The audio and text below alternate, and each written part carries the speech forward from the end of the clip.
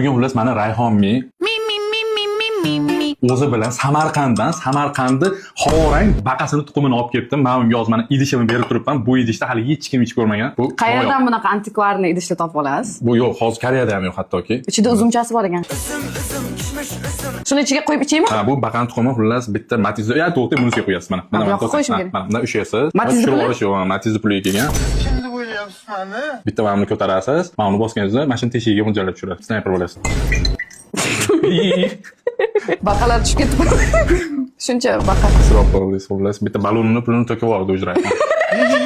Tixo. Buni qayerdan ichaman? Endi mana unisini ushlaysiz. Qayerdan tushadi hozir? Nima qilyapti bu? Bunday qilib ko'tarib ichasiz. To'xtang, ikkita bu. Tepaga, mana ko'tarib.